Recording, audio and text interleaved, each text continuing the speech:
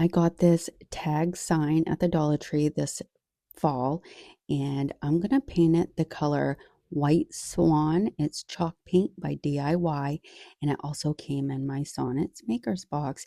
I'm gonna give this one coat only. I just need to set the stage for my decoupage paper that I'm gonna go in with next. I want to make sure that that MDF isn't showing through my paper. I'm going to let that dry really well, and then I'm going to go in with this paper that also came in my Sonnets Makers box. We're also going to use that really pretty plaid paper off to the side, but first we're going to choose what image we want for the top. And I love how Sonnets made the box specifically like Ralph Lauren for this year. You know, like everything is all about plaid and reds and those traditional colors. And then once I measured out how much I want for the bottom, I'm going to cut that out. And so we're going to use some liquid patina to adhere this to my sign. So I'm starting off with half of the image first and then working my way down.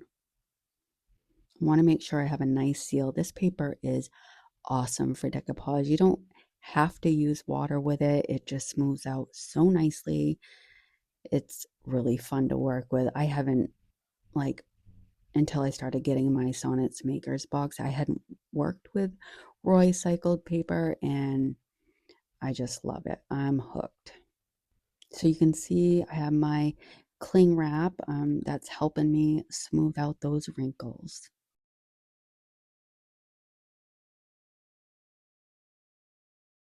I want to know, are you into the Ralph Lauren trend this year? I will say I'm loving the plaids and the traditional colors.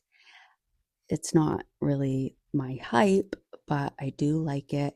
And I decorate one of my trees traditionally. So I think it is a fun trend for this year. But I'm not about to redecorate everything Ralph Lauren. I had gotten a little bit of pencil and I'm just erasing that up top there. And surprisingly, like it took the eraser perfectly. Like very strong paper, as I mentioned earlier. And I'm gonna, start the drying process a little bit with my embossing gun and let it dry real good. And then I'm gonna go over everything with some polyacrylic and just make sure I seal everything in nicely and then let that polyacrylic dry and sand off the excess paper.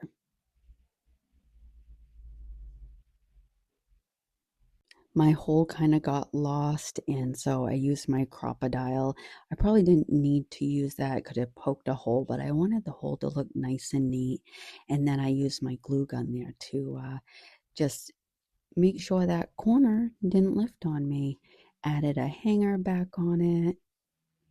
Now we're going to dress it up a little bit. I took this green velvet ribbon and laid that across the bottom. Added a little bead of hot glue and just carefully glued that on.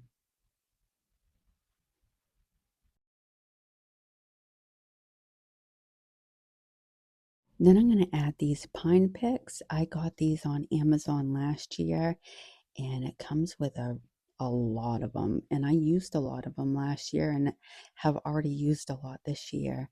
They seem to be endlessly flowing out of the box. And of course, using a little bit of hot glue.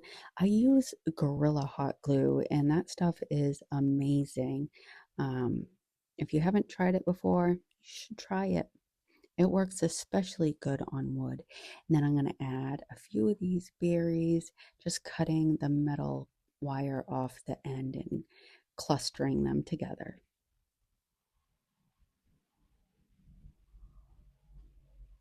And added this burlap bow. I got these at Hobby Lobby. And then like this tinsel ribbon stuff. I love this. I use it on so many projects. I got this on Etsy and I'm going to glue it all around my sign using some Aleene's tacky glue because that's going to dry clear and it's going to make everything look all neat and tidy.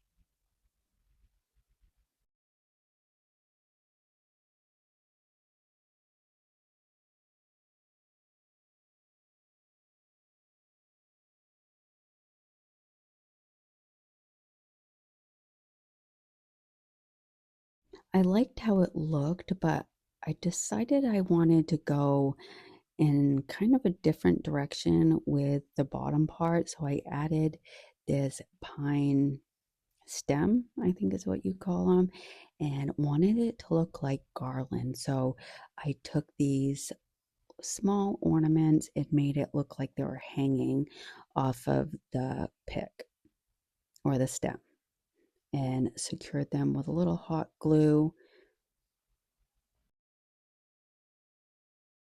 And that is it for this one. It's super cute, easy, and such a fun way to redo one of Dollar Tree's signs. Let me know what you think as always, and thank you so much for spending part of your day with me. I really appreciate it. Until the next one, bye.